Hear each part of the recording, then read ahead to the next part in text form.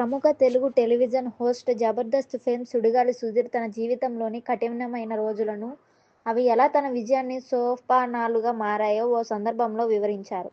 2004లో తన తండ్రికి యాక్సిడెంట్ జరిగి ఆయన షుగర్ పేషెంట్ కావడంతో కుటుంబ పరిస్థితి తారుమారైందని సుధీర్ గుర్తు చేసుకున్నారు. అప్పటి వరకు ఆర్థికంగా మంచిగా ఉన్న తాము ఒక్కసారిగా పూర్తిగా కుంగిపోయి నిరుపేద స్థితికి చేరుకున్నట్లు తెలిపారు. పెద్ద కొడుకుగా కుటుంబ బాధ్యతలను తన భుజాలపై వేసుకొని అప్పటికి +1 చదువుతున్న సుధీర్ తన +2 ఎడ్యుకేషన్ మధ్యలోనే ఆపివేశారు. కుటుంబానికి అండగా నిలబడాలనే దృఢ సంకల్పంతో మొదట రామోజీ ఫిల్మ్ సిటీలో నెలకి రూ. 8,000 జీతంతో ఒక మ్యూజిషియన్గా పనిచేశారు. 2 సంవత్సరాలు కష్టపడిన తర్వాత ఆ ఉద్యోగంలో తన భవిష్యత్తు లేదని, జీవితంలో ఎదుగుదల లేదని గ్రహించారు. అప్పులు పెరిగిపోతున్నాయని తెలుసుకొని రామోజీ ఫిల్మ్ సిటీ ఉద్యోగాన్ని వదిలిపెట్టి మెరుగైన అవకాశాల కోసం హైదరాబాద్కు చేరుకున్నారు.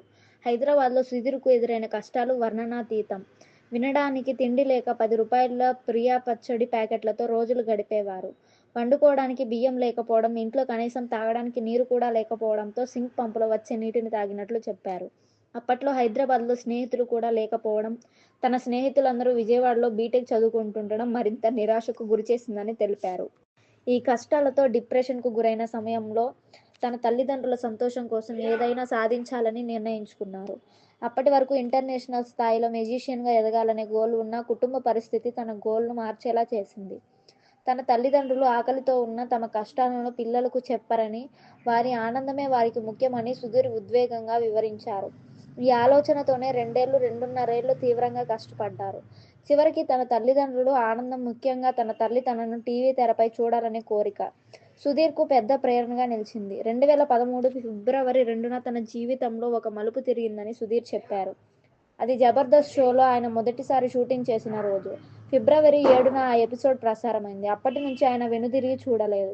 'జబర్దస్త్' విజయం తన కుటుంబాన్ని ఆర్థిక కష్టాల నుండి బయటపడేసింది. ఒకప్పుడు తన తల్లి మంగళసూత్రం అమ్మే పరిస్థితి నుంచి ఇప్పుడు వారికి కావాల్సిన దానికంటే ఎక్కువే ఉందని ఆనందంగా తెలిపాడు.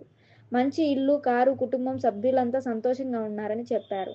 చివరగా తన జీవితంలోని కష్టాలను ఇతరులకు అనుకరించాలని తాను చెప్పడం లేదని, కానీ ప్రతి మనిషిలో ఒక లక్ష్యాన్ని సాధించాలనే కసి ఉండాలని సుధీర్ సందేశం ఇచ్చారు. చదువు ఒక్కటే విజయానికి ప్రామాణికం కాదని, తనలోని టాలెంట్ను గుర్తించి దాన్ని మెరుగుపరుచుకోవడం కూడా ముఖ్యమని చెప్పారు. తాను కూడా ఇంటర్ 6 సంవత్సరాలు చదివానని, కానీ తన స్నేహితులు బీటెక్ పాస్ అయ్యే నాటికి తాను ఇంటర్లో ఉన్నానని ఉదాహరణగా చెప్పారు. అయితే తాను చదువుకున్న టాప్ స్కూల్స్, కాలేజీల వల్ల మనుషులతో ఎలా ప్రవర్తించాలో డిసిప్లిన్ను నేర్చుకున్నానని తెలిపారు. ప్రస్తుతం తాను ఒక విజయవంతమైన స్థితిలో ఉన్నానని, తనలోని టాలెంట్ను గుర్తించడం వల్లే ఇది సాధ్యమైందని సుధీర్ తన స్ఫూర్తిదాయక కథను ముగించారు.